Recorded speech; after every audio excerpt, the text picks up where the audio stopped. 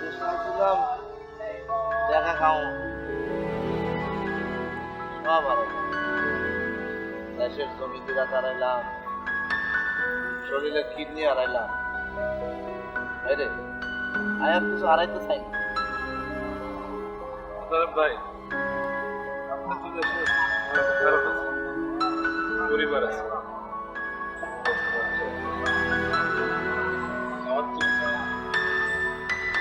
কিন্তু দেশে যাওয়ার লেগে যা যা করা লাগে আপনার লেগে আমি সব করি।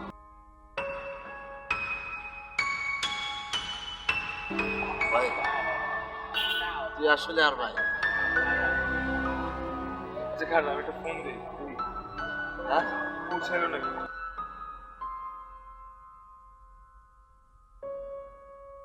দেশে চলে যাবি। হ্যালো, হ্যাঁ নান কই? আচ্ছা আচ্ছা, তাহলে তুই যা তাড়াতাড়ি। হ্যাঁ কি আমার ফোন দিস? কি হলো? ওই রাস্তায় যাইতে চাচ্ছে বাসা। তাই আল্লাহ এদিকে জানে বাড়িতে ভাই বলে ভাই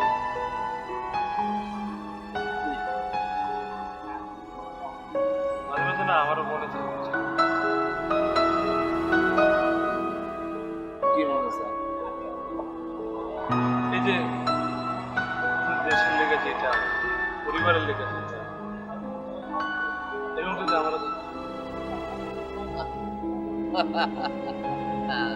তোর তো কেউ নাই দেশে, মাম নাই, বাপ নাই। আপনার ঠিক আছে।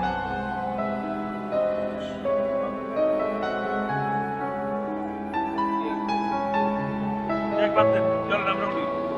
ওই যে খালের পাড়ে যে জায়গাটা ওখানে কিন্তু বসে ভালো। এখানে বসে আছে তোর বন্ধুদের ফোন দেয় না। আচ্ছা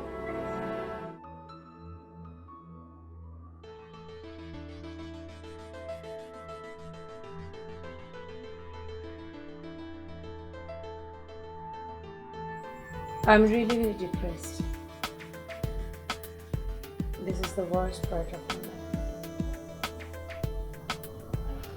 আমি চাইলে সাইকোথেরাপিস্টের কাছে যেতে পারতাম,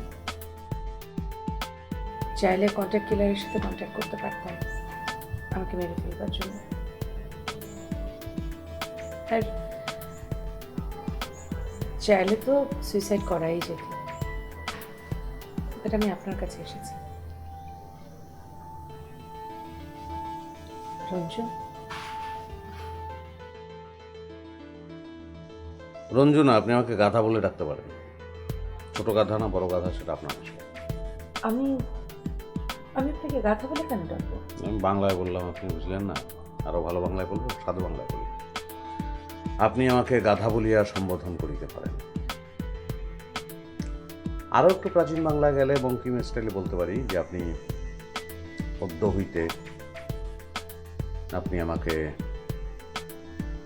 গাধা নামে সম্বোধন করিবেন। যদি অথবা ভানু সিংহের পদাবলীর ভাষায় বলতে পারেন, রঞ্জু তুহু মাম গাধা সমান। না, এখন তো গাধা হবে না। Ranju, stop it.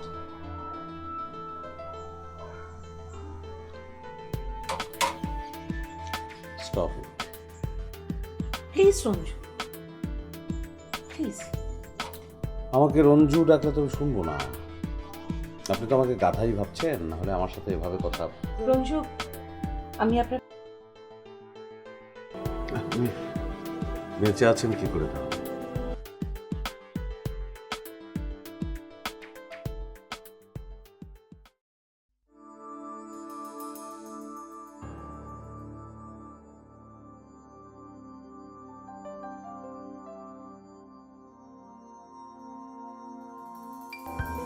ফোন তো এখনো বন্ধ।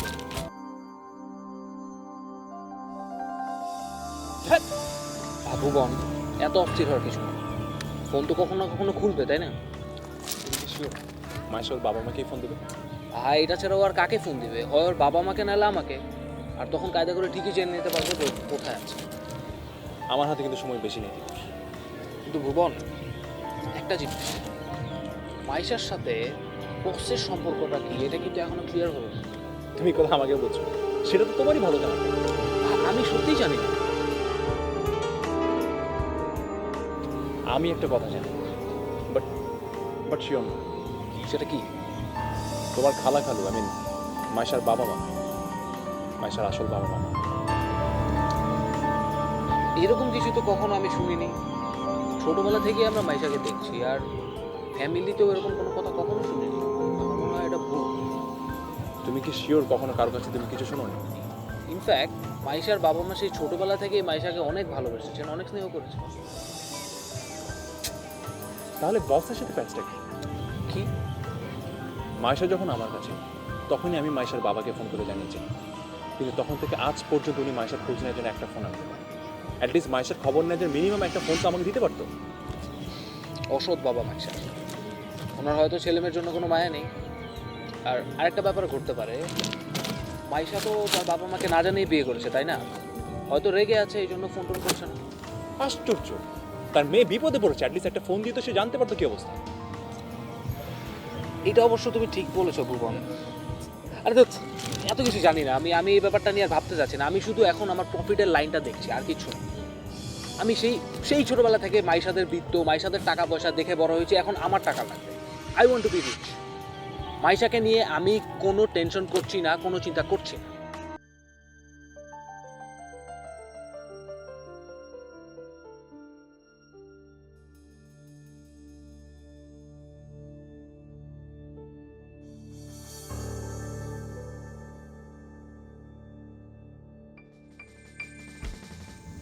আমি জানি তুমি আমাকে বিশ্বাস করছো না।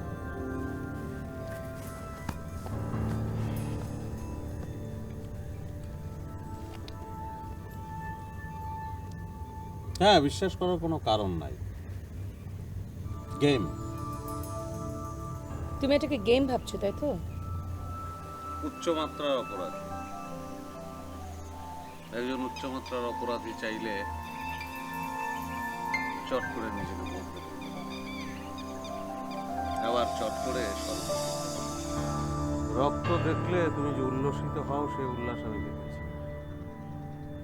এত দ্রুত সেই জায়গা থেকে তুমি ফিরে আসবে। আমার মনে হয় তুমি কখনো কোনো এক্সট্রিম মানুষ দেখোনি। আমি একজন এক্সট্রিমিস্ট। আমার সব কিছুই এক্সট্রিম।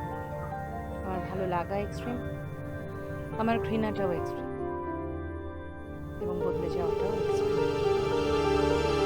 সেটাই ভয়ের কথা, একজন এক্সট্রিমিস্ট সিদ্ধান্ত নিতে পারে। হাত বাড়িয়ে দিয়েছি মঞ্জু, এখনই বোঝা যাবে তুমি কেমন মানুষ।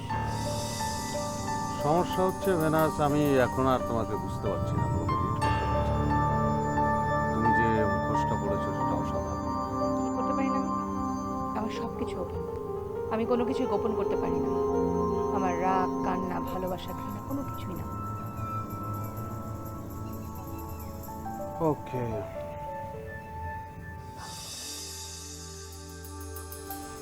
ঠিক আছে, দেখা যাক কি হয়। একটা একটা কথা বল। বলো।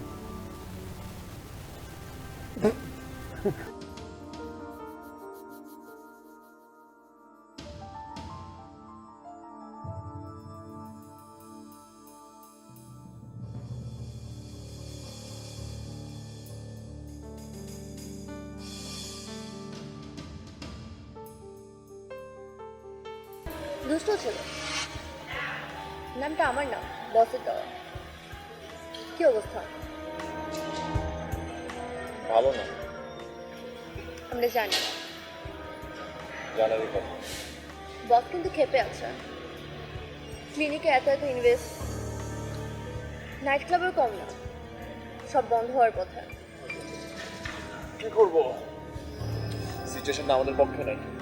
আমাদের কাজই তো সিচুয়েশনকে পক্ষে রাখা, তাই না? হঠাৎ করে সমুদ্রে এতগুলো আদম ধরা পড়া, তার উপর পুলিশি ঝামেলা, সবকিছু মিলিয়ে তো। এইসব আমাকে বলে লাভ নেই। বস দেখা করতে বলেছে। আমাকে? হ্যাঁ। আমি কেন? ভেনাস? ভেনাসের ব্যাপারটা ক্লিয়ার না। অলরেডি বসকে থ্রেট করেছে। আর কি কি যেন বিষয় আছে। বলছে থাকবে না এই লাইনে। আমি এসব কিছু জানি না। না জানলেও চলবে, ভাই বোনের বিজনেস তো। আমি সত্যি বলছি আমি এসব কিছু জানি না। ওকে ফাইন, আজকে পারলে এখনই বসের সাথে দেখা করো, তোমার জন্যই ভালো। ওকে।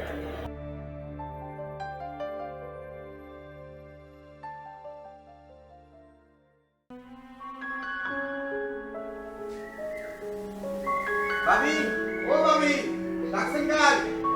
ও ভাবি।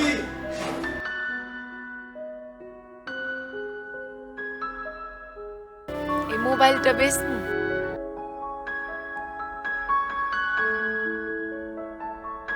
সিম সহকারে বিক্রি করবেন? দরকারি জিনিস বেচছেন কেন? টাকার দরকার। আমি কিন্তু 1000 টাকার বেশি দেব না।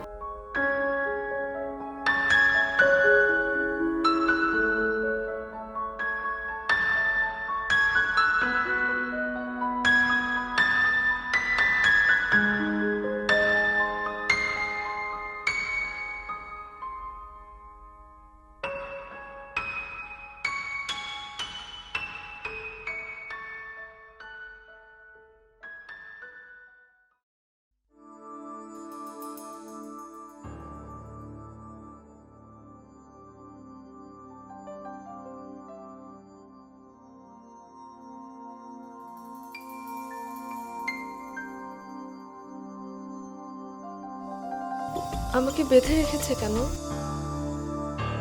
এখানে আটকে রেখেছে কেন? কামাল কোথায়? কামাল?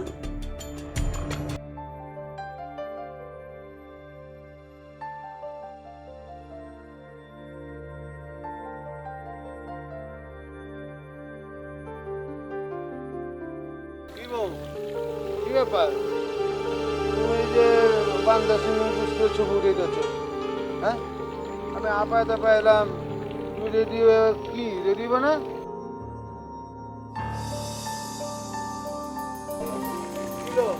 বলে যে কি বউ, হ্যাঁ?